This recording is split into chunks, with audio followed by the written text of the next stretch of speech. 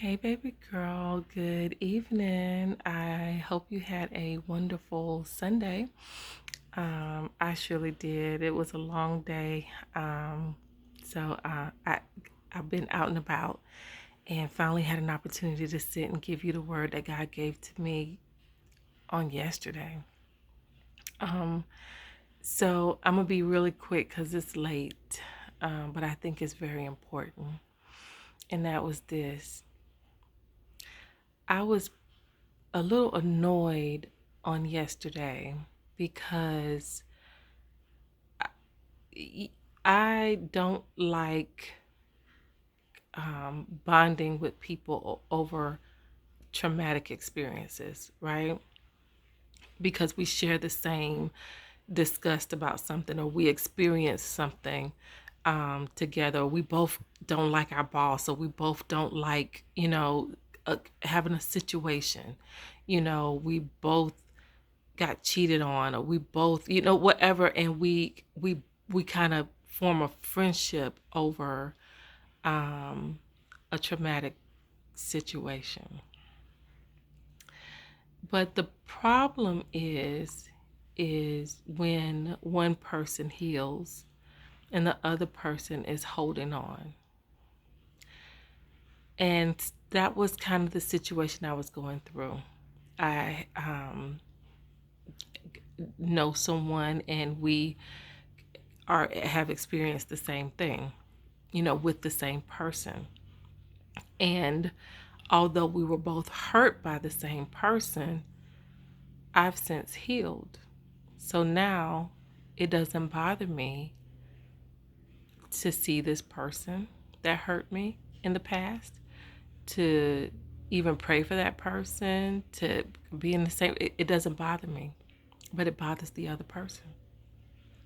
And so every time we see each other, there has to be a time where this person is brought up, and we have to focus on this part. And I got to the place to where it's like, I don't want to talk about this person anymore. I don't care. I'm healed, and I believe you're healed.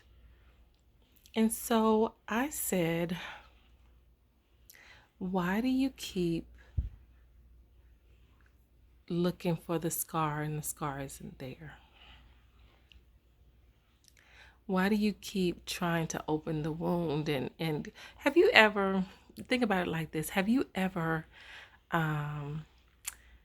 talked about when you were like 6 years old and you were riding a bike and you fell off the bike and you skint your knee, and you trying to show people where you skint your knee, but the scar isn't there anymore? Or have you ever burnt yourself or cut yourself accidentally, paper cut, whatever, and you're trying to tell the story to whomever, like but every time you tell the story, you try to show people the scar, and then you can't find it, and it's like, I know it was here, it was somewhere over here, and you can't see it no more because you healed, but you keep looking for the scar. You keep trying to prove people that you were scarred and that you were hurt and that you were a victim. And I just asked her, why you keep looking for the scar? The scar isn't there. You've been healed. Stop looking for the scar.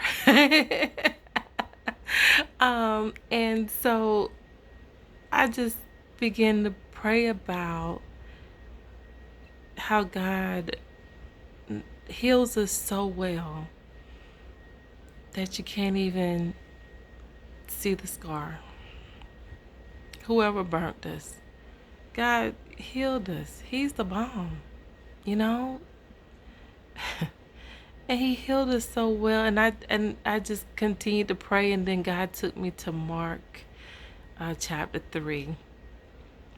And this was where he was in the temple. It was a Sunday, and it's a man with a withered hand, and well, that's when he was like, is it lawful for me to do this? Should I heal you today?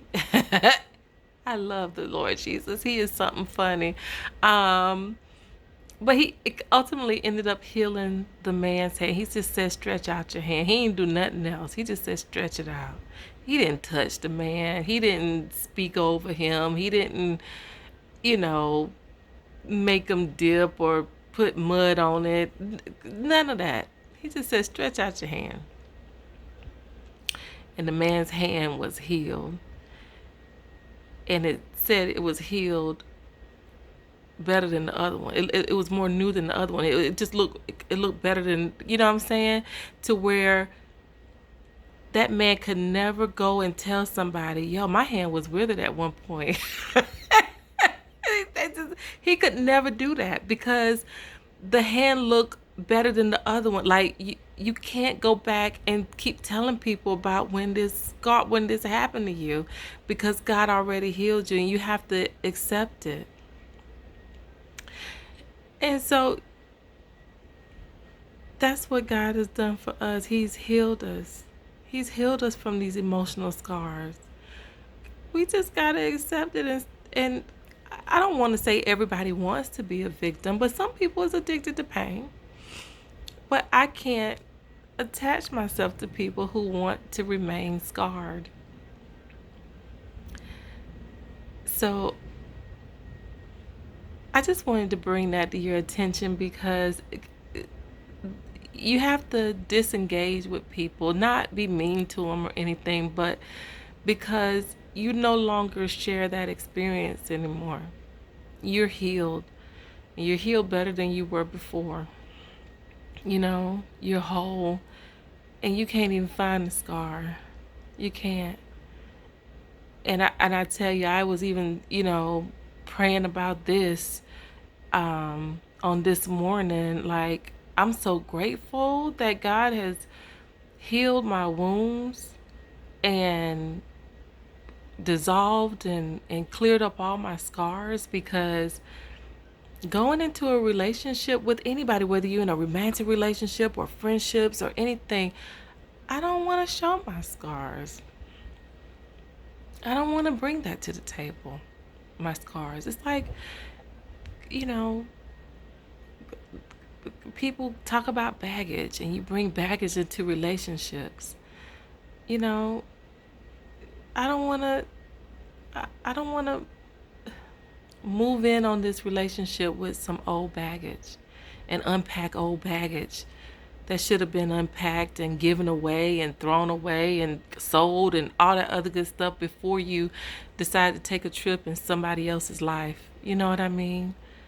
So it's time to get rid of your baggage. It's time to look at yourself and see that God has already healed you and the scar isn't there anymore. So you're free. You're free. You're free. So stop looking for the scar. Stop trying to show people the scar. Stop, you know, um, feeling like you have to, talk about your wounds. You don't have to. You don't have to. Only unless it's a testimony. But most people, when they want to constantly relive it over and over again, and it's time now to either you got to stop it or I got to cut you off, because I'm healed and I don't even want to try and look for the wound, and neither should you. So I hope that blessed you, because it surely blessed me. So don't try to nurse somebody's wound that's already been healed. Don't try to help them look forward and allow them to keep. You know what I'm saying? You got to do them a favor, and do yourself a favor.